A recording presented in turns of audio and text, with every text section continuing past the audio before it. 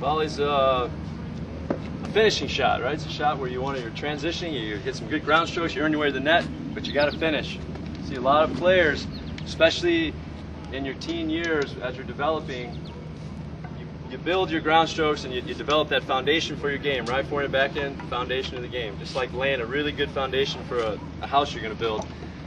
But then as you transition and you know to start winning points in net, you got to learn how to volley. You know, I see a lot of coaches encouraging their kids to go to the net, but the kids don't want to go to the net because they haven't learned how to volley real well. They know that their success rate is low. I worked a lot with Mick, actually. Volleys. Tell me what are some of the rules that you've heard about the volleys? Don't swing. Don't swing. That's usually the first one, right? Don't swing. Anything else? Lock your wrist. Which is actually a really good one. Oh my God. Okay, don't swing, lock your wrist. Out in front, maybe. Okay, so don't swing is usually the first one. Don't take the racket back, right? A lot of pros will teach you to imagine there's a wall behind you. Don't take the racket back behind you. So what ends up happening is it makes it very difficult for you to generate any racket head speed, and most players then get wristy because they try to flick it. And once you start snapping at the volley, then you miss the volley, and then the pro says don't swing, and then you go back to blocking it again. So I'm going to hit a few forehand volleys. Just some basic, solid forehand volleys. Okay, now watch my racket head. So where's my racket head going? About here? Am I taking it back about here? All right, so if I'm going from here to here, that's about a 4-foot swing. And that is a swing.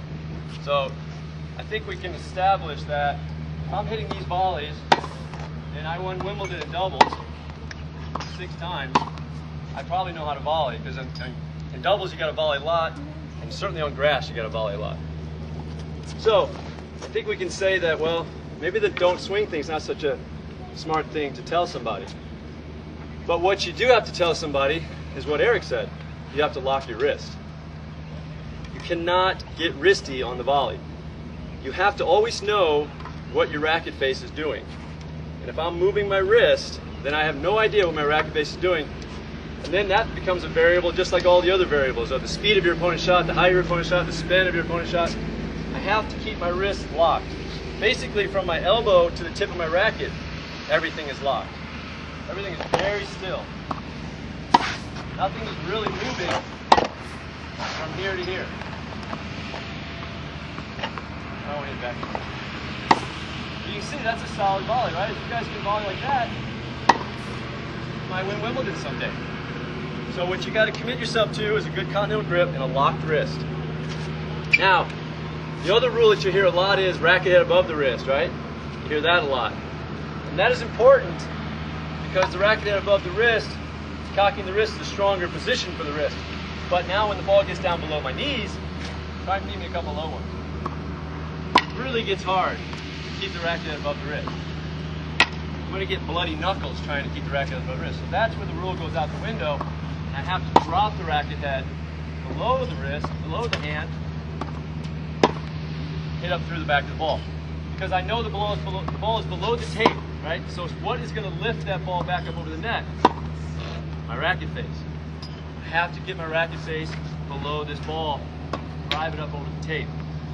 If I keep the racket above the wrist, then what happens on the low ones is I'll chop down. And that's what you'll hear. A good way to tell if you're preparing above the ball is if on your follow through you hear that, then you know that you've swung from a high to low on a ball that you're trying to hit low to high. So you're preparing above it and you're chopping down. It stands to reason that my racket face should be going away from the ground, not towards it, right? So I'm looking to lift the ball over the net.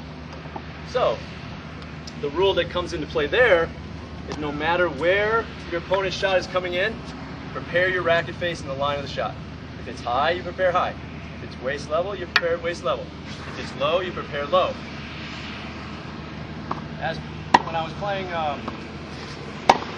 people like Pete Sampras, John McEnroe, some of the better volleyers, when I would play those guys, they would serve volley a lot, and I'd hit a good return, and I could see my shot before my shot even crossed the net, I could see their racket face just waiting for my shot to come across.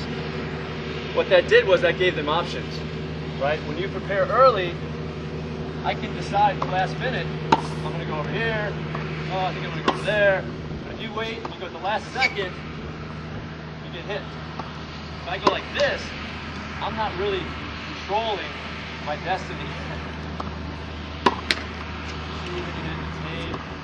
But basically, preparing early in the line shot allows me to go through the ball with a stable face, and there's not any wristiness.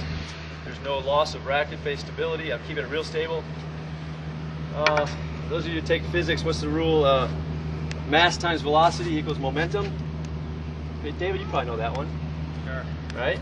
So if you have mass, velocity, that creates momentum, which creates racket face stability.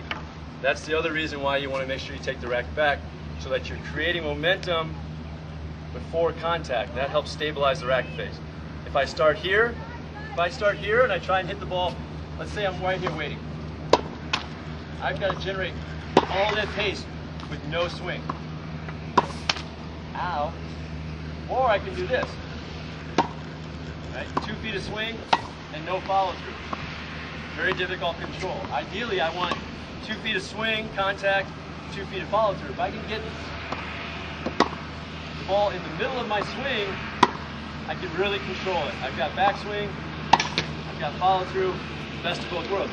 Now if mixed shot comes really fast, I might not want 4 feet of swing. I might want 2 feet of swing. Be a little faster.